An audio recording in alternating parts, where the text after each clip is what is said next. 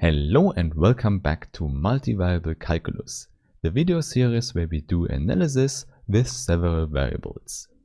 And in today's part 23, we will talk about the inverse function theorem.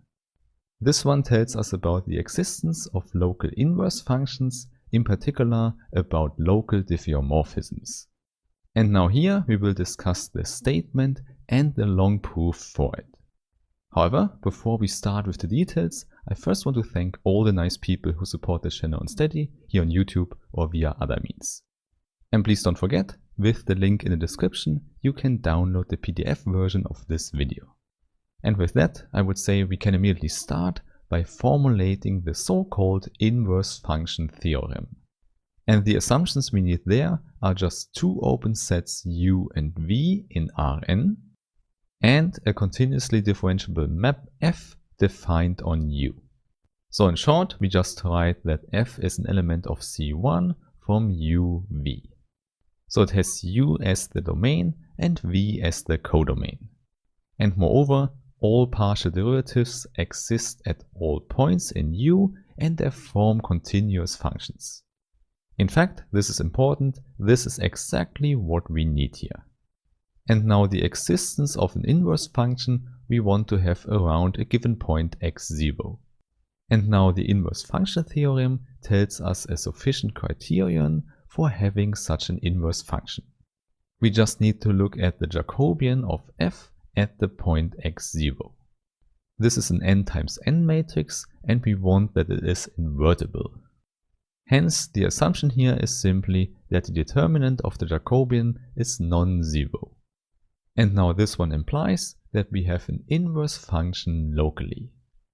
In fact, we have even more. We also have that the inverse function is in the class C1 as well. And from the last video, we know that such a function is called a local C1 diffeomorphism at the point x0. More precisely, it just means that around x0 we find an open subset in U and another open set in V such that we have a whole C1 diffeomorphism. So what we learn with the inverse function theorem now is that having an invertible derivative is enough for such a local C1 diffeomorphism. But please don't forget, we already put in that the function is continuously differentiable. And I would say the whole theorem already makes sense if you try to visualize it. And first we could say we look at a map from R2 into R2. Then we have our x0 on the left hand side here and then we map it to the image on the right hand side. And now we could consider a grid here on the left hand side and see what f does to it.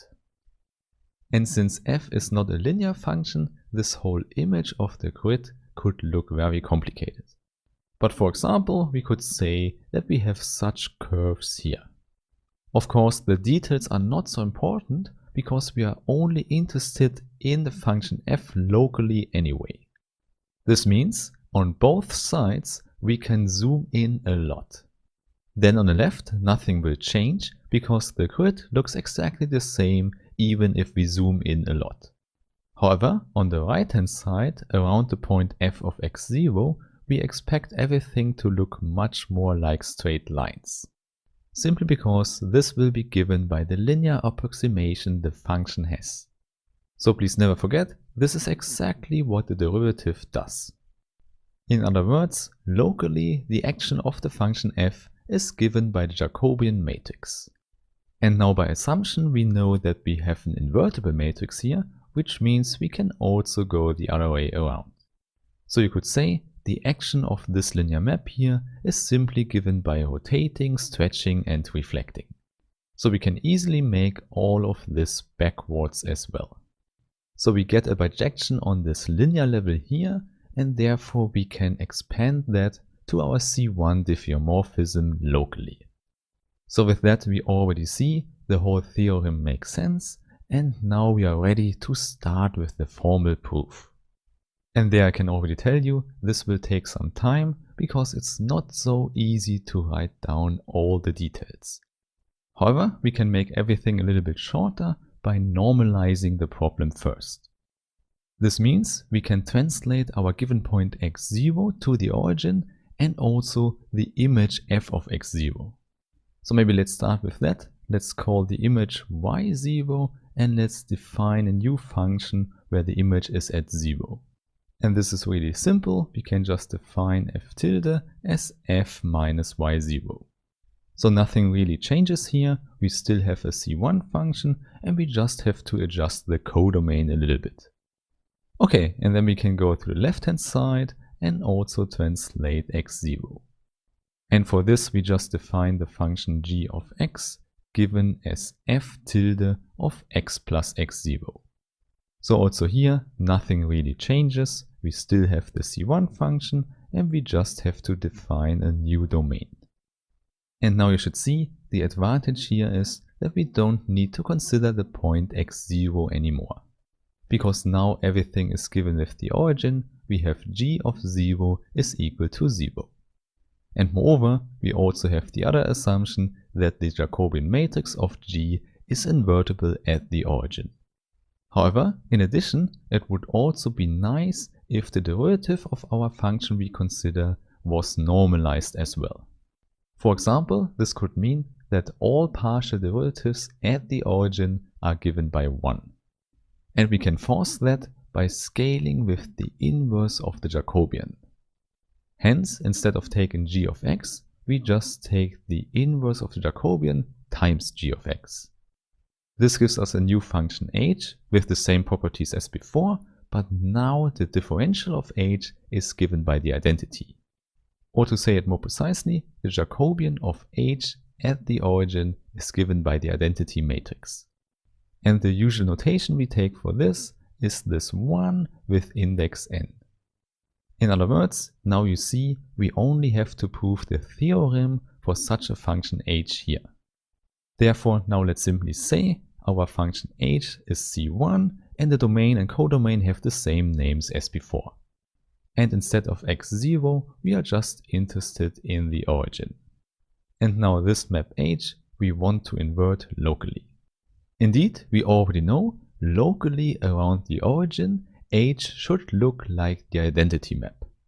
Therefore, let's compare our map h to the identity map and again by defining a new function. Hence, we just set z of x is equal to h of x minus x. So z simply tells us how much h is off from the identity. And moreover, this is a C1 function again, and we have the Jacobian as 0 at the origin. So this 0 denotes the n times n matrix with zeros as entries. Moreover, we know we have a C1 map, therefore all the entries of the Jacobian matrix form continuous functions.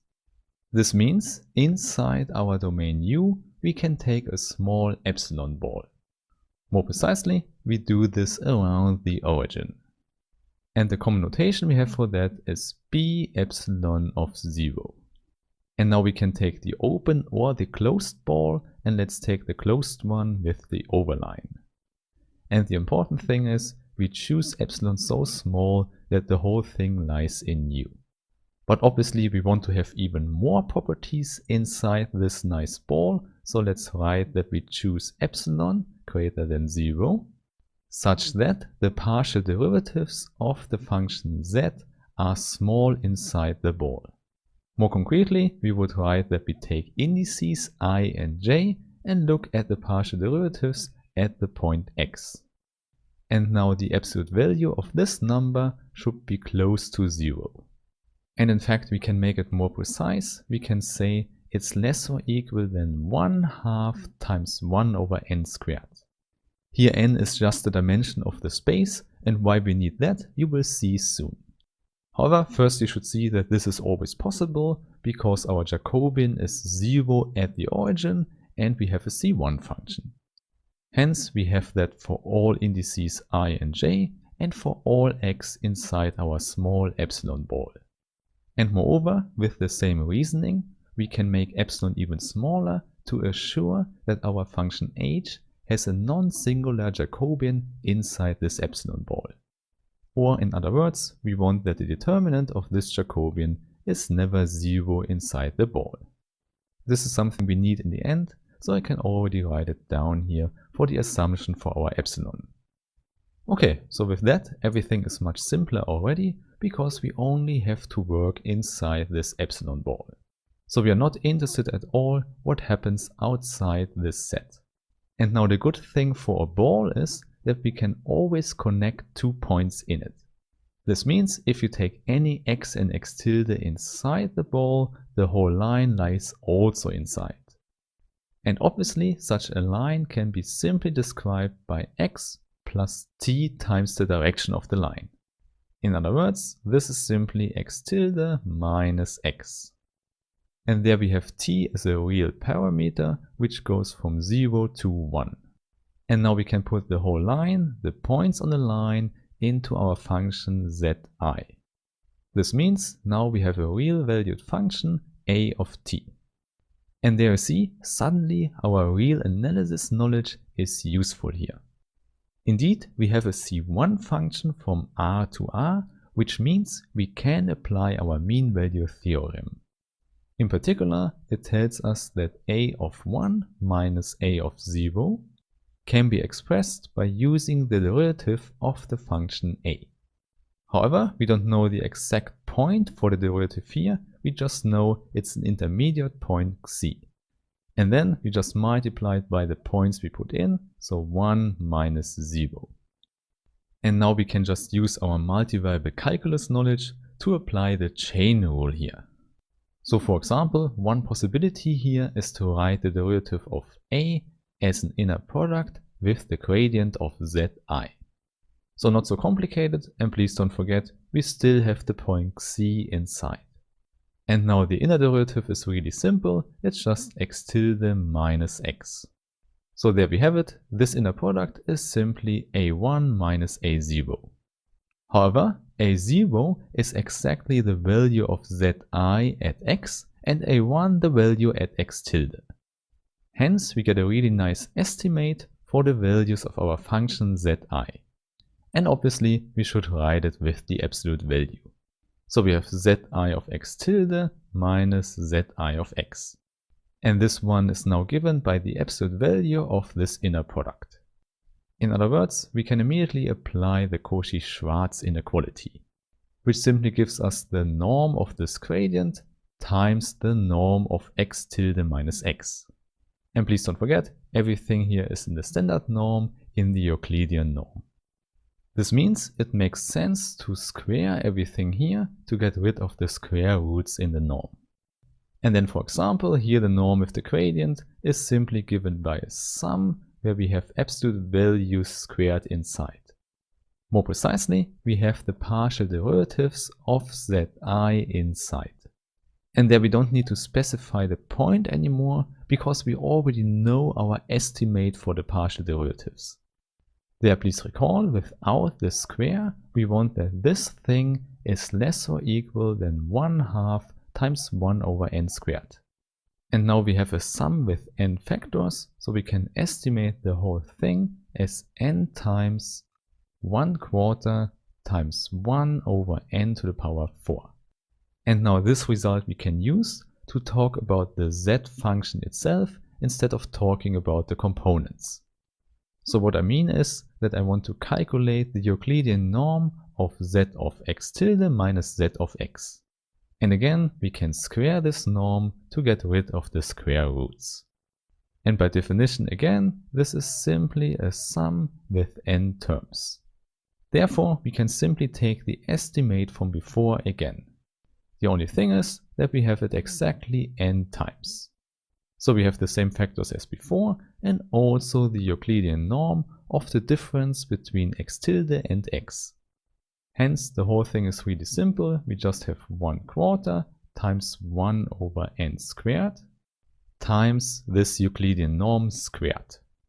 And then we've reached a point where we can finally take the square root on both sides. And there we have it, there we finally see what the map z does to 2 points. Indeed, we see after applying the map, the 2 points are closer to each other. Indeed, to see that, we don't need this factor n at all, it's already good enough to have 1/2 in front. Indeed, this map z is what we call a contraction. And for such contractions, the famous Banach fixed point theorem is applicable. So as a visualization here, we have that Z maps the ball to itself. Indeed, we know even more because the image lies completely inside the ball with radius epsilon half. And now the Banach fixed point theorem tells us that there's exactly one fixed point. However, this still does not help us to find an inverse function for our map H.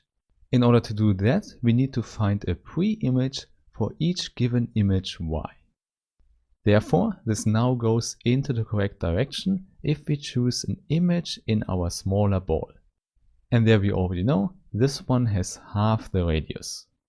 So if we take the picture from before, we find our y here.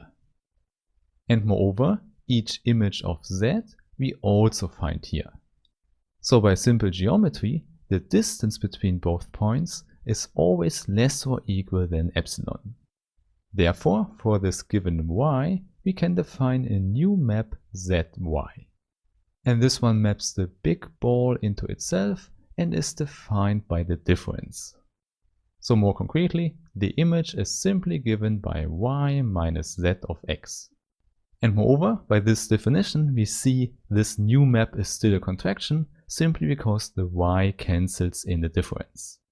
And indeed, for this map zy, the Banach fixed point theorem helps us much more. If you don't know the Banach fixed point theorem, you should check out the video I have about this. Because here I just want to apply it for this new map. Indeed, it gives us existence and uniqueness for a fixed point. And if we call this fixed point x star, we have the following equality. Namely, if you put x star into the map, x star comes out again. And now the Banach fixed point theorem tells us that there's exactly one such point. And exactly there I should remind you what this means for our map H. Indeed, x being a fixed point of the map zy is equivalent to y minus z of x is equal to x. And now, as you might remember, z was simply defined as the difference of h and the identity. So we have h of x minus x instead of z of x. Therefore, the x cancels out and what we get is y is equal to h of x. In other words, for a given y, a fixed point gives us the correct pre-image for y. And with that we have found the local inverse of h. So if you don't see that yet, let's formulate it again. So we have shown that for each y in the smaller ball, there is exactly one point x star in the bigger ball, such that h of x star is equal to our y. So in other words, the existence and uniqueness from the Banach fixed point theorem gives us surjectivity and injectivity of the map H. So the only thing we have to adjust here is the domain and codomain. So in general, we would say H is invertible as a map from U tilde to V tilde. So just open sets in U and V. And indeed, V tilde we already know because it's our open epsilon ball, just given with radius epsilon half. And moreover, U tilde should be a subset in the bigger ball. And in fact, now we can just define it as the pre-image of V tilde. And this is also an open set since H is a continuous map. And with that we have it, now we have a well-defined inverse. So we see that H inverse maps V tilde to U tilde. So there we have our well-defined local inverse. So we have our nice map we searched for, and now you should see only 3 things remain to show. And fortunately, these are not so hard anymore. First, let's show that H inverse is indeed a continuous function as well. And then the next logical step would be to show that it is also a differentiable function. And then finally, we need to show that the derivative function is also a continuous function. Or in short, we want that the inverse is also a C1 function. And I would say let's do that quickly. Let's show the 3 things step by step. So first, let's pick 2 points x and x tilde from our u tilde.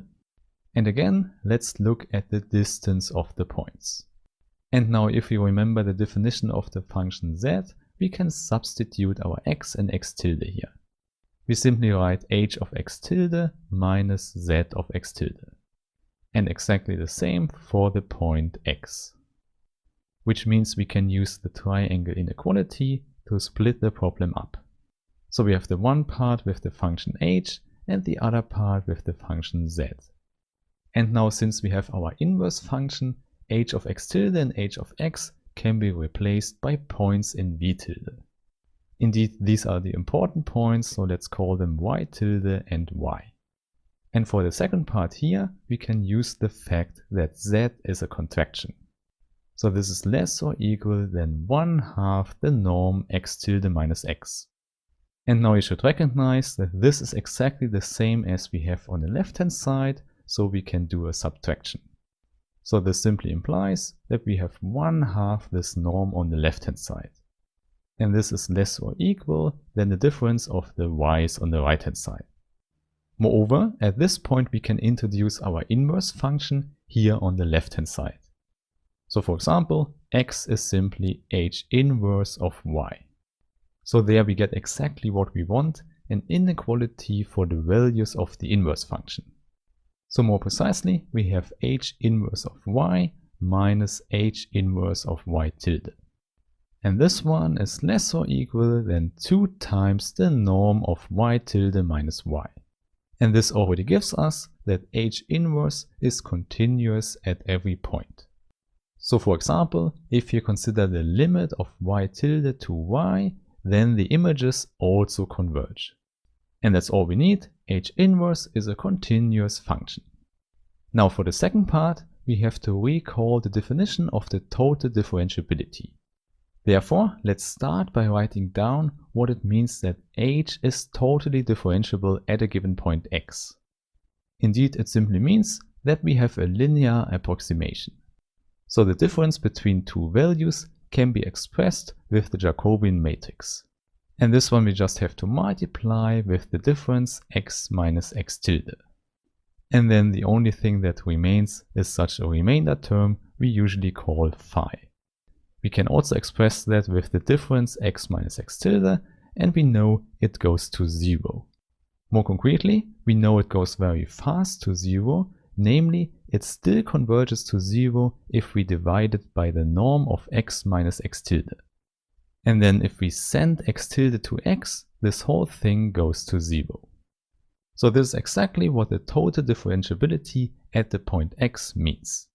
And now we want to have the same thing for h inverse, which means we should replace the images here. So the same as before, we have y and y tilde. And on the right hand side here, we find h inverse of y and h inverse of y tilde. Hence, we just have to bring this Jacobian matrix to the other side. And now please remember the assumption from the beginning. The good thing is we know it's an invertible matrix for every point in the epsilon ball. Therefore, JHX inverse makes sense. And we also multiply this one now with the correct inputs.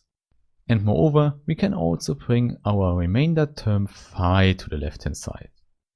And then on the right, only the difference between the values of the inverse function remains. And there we have it. This is the correct explanation for the total differentiability for the inverse function.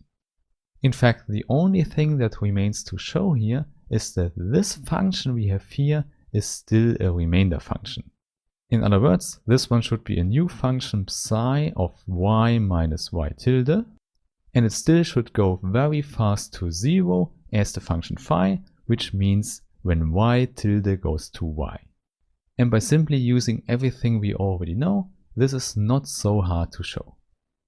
However, now exactly this result implies that this inverse of the Jacobian is exactly the Jacobian matrix of the inverse function. More precisely, it's the Jacobian at the point y. And exactly this relation implies our part 3. If you write it with the correct formula, it reads Jacobian of the inverse function at the point y is given as the Jacobian, of h at the point h inverse of y. And then we take the inverse of this matrix. In other words, what happens here is simply a composition of continuous functions. This implies all partial derivatives of the inverse function are also continuous functions. And this is exactly the definition of h inverse being in C1. And there we have it, the whole proof is finished. Hence our famous inverse function theorem is proven. So this was a very long video, but I still hope that I meet you again in the next video of the multivariable calculus series. So have a nice day and bye bye.